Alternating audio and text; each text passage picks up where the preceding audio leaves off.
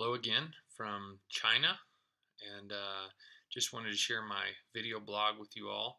And we were kind of tasked to kind of give our golden rule of counseling, also our Bible verses or quotations that would kind of guide us in our ideas of social justice, and one way that we want to work towards social justice, a practical thing.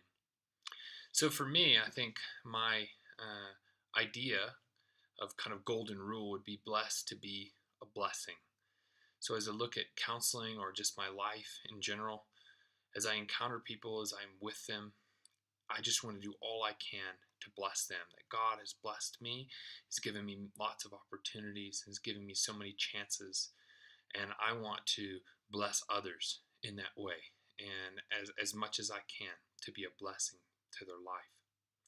Guiding principles for me would be James 1:27 would be a verse that says, um, pure and undefiled religion is this, that you would look after orphans and widows, and you would keep yourself from being polluted by the world.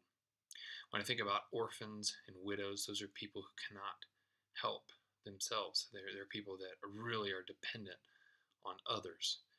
And so when I think about just people in general, we all have something that we need other people for.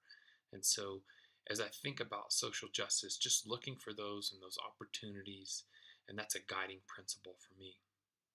Another is Micah 6:8, and it says that we would do justice, that we would love kindness, and that we would walk humbly with our God.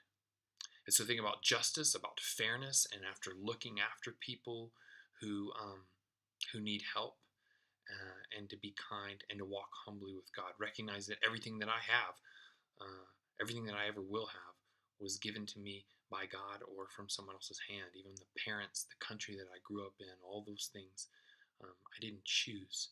And so just to be humble in that and to serve other people. The last thing I would share as far as what I want to do socially is I'll just give a quick story. I have a close friend who's a minority here in China. Speaks 4 languages, has a college degree, is extremely responsible.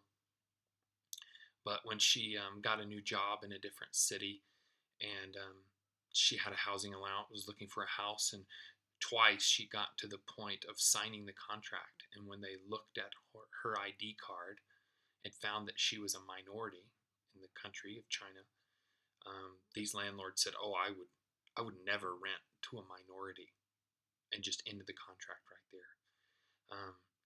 Really hurt my friend, and just to be rejected in that way just because of her race.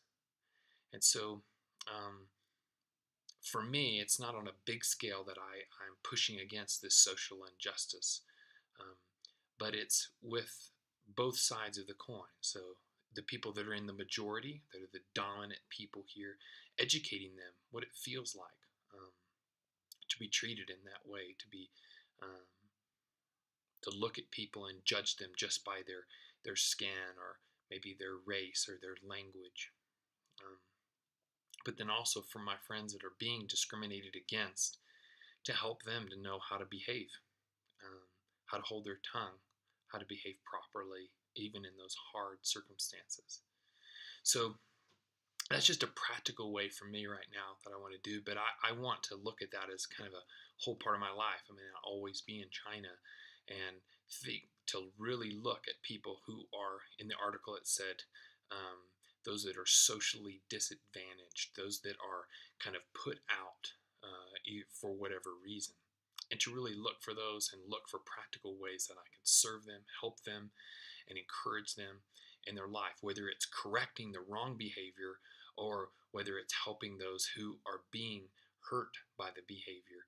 Either side, to be a part of the solution and just working at it. So for me, kind of counseling would be blessed to be a blessing.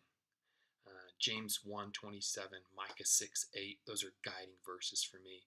And right now I just see it as where I am, the racism that I see on a daily basis, that it's just blatant and open, just doing all I can to correct it, be a part of it.